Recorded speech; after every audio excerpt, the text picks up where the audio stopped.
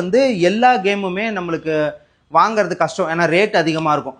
சீடிஸாக வாங்கினோம்னா நம்ம எவ்வளோ நாள் கஸ்டமர்ஸ் விளாட்றாங்களோ விளாண்டதுக்கப்புறம் அந்த சீடிஸை நம்மளால் சேல் பண்ண முடியும். அந்த மாதிரி சீடிஸ் வாங்கணும். இந்த மாதிரி சீடிஸ் வாங்கினோம்னா அது ஒரு சீடியுமே PS5ஓட சீடியில் மினிமம் 2000 ரூபாய் அந்த மாதிரி வரும். PS4லாம் வந்து ஒரு 1500 ரூபாய் 1400 ரூபாய், அது என்ன கேமுன்றதை பொறுத்து. ஸோ இந்த மாதிரி சீடிஸ் வாங்கணும்.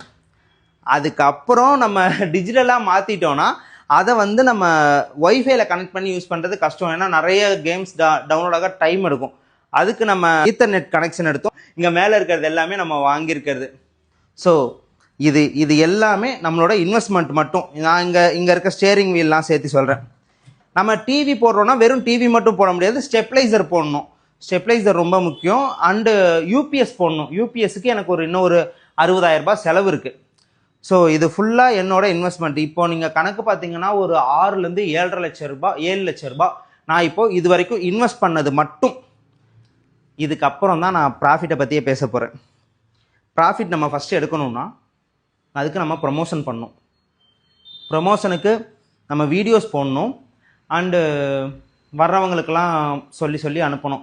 ஸோ நான் கேம் சென்டர் வச்சுருக்கிறத வந்து எப்படி வெளியே தெரிய வைக்கிறேன்னா, நான் ஒரு டேட்டூ ஷாப் வச்சுருக்கேன். அது மூலிமா எல்லாத்துக்கிட்டையும் இந்த மாதிரி என்கிட்ட கேம் சென்டர் இருக்குது அப்படின்னு சொல்லிட்டு தெரிய வச்சிட்ருக்கேன். அண்டு நம்ம ப்ளே ஸ்டேஷனுக்கு ஃபிக்ஸ் பண்ணுற அமௌண்ட் எவ்வளோ நம்ம பண்ண போகிறோங்கிறது. PS5 விளாண்டாவே நார்மலாக எல்லா இடத்துலையும் ஒரு 100 ருபீஸ் வரைக்கும் சார்ஜ் பண்ணுறாங்க. PS4க்கு வந்து ஒரு 80 ருபீஸ் வரைக்கும், 100ம் சார்ஜ் பண்ணுறாங்க, ஒரு 80 ருபீஸ் வரைக்கும் சார்ஜ் பண்ணுறாங்க. நான் வந்து என்ன பண்ணுறேன்னா, நீங்கள் PS5 விளாண்டாலும் சரி, PS4 விளாண்டாலும் சரி, என்ன விளாண்டாலும் சரி, ஜஸ்ட் 50 ரூபாய் அப்படின்னு சொல்லிட்டு நான் சார்ஜ். அவருக்கு நான் ஏசி போட்டு விடுவேன் கம்பல்சரி. அண்டு இங்கே இருக்க எலக்ட்ரிசிட்டி எல்லாமே அவர் கன்சியூம் பண்ணுவார். ஸோ அதில் எனக்கு என்ன ப்ராஃபிட் கிடைக்கும்னு நினைக்கிறீங்க? நான் கேமிங் பிஸ்னஸை ப்ராஃபிட் இல்லாத பிஸ்னஸ்ன்னு சொல்ல, நான் ப்ராஃபிட்டுக்காக நடத்தலை. நான் ப்ராஃபிட்டுக்காக நடத்தாததுனாலேயே எனக்கு இதில் எவ்வளோ ப்ராஃபிட் இருக்குங்கிறது தெரியல. ஆனால் என்னால் உங்களுக்கு ஒரு ஐடியா கொடுக்க முடியும். நீங்கள் என்ன கேமாக இருந்தாலுமே மல்டிப்ளேயர் கேமாக வச்சுக்கோங்க. ஒரே சமயத்தில் ஒரு 4 பேர் விளையாடுற மாதிரியான கேம் வச்சுக்கிட்டிங்கன்னா சேம் 1 hour சேம் எலக்ட்ரிசிட்டி தான் செலவாக போகுது. ஆனால் உங்களால் 200 ரூபாய் ஏர்ன் பண்ண முடியும். லீவ் வேறு வந்துருச்சு, மே மந்த் லீவ் வேறு வந்துச்சு, நிறைய பேர் வந்து விளையாடுவாங்க. இது ஒரு ப்ராஃபிட்டபிள் பிஸ்னஸ் தான். எனக்கு அந்த பிஸ்னஸை சரியாக ரன் பண்ண தெரியலை, அதுதான் உண்மையும் கூட. எனக்கு கேம் பற்றி சுத்தமாக நாலேஜும் இல்லை.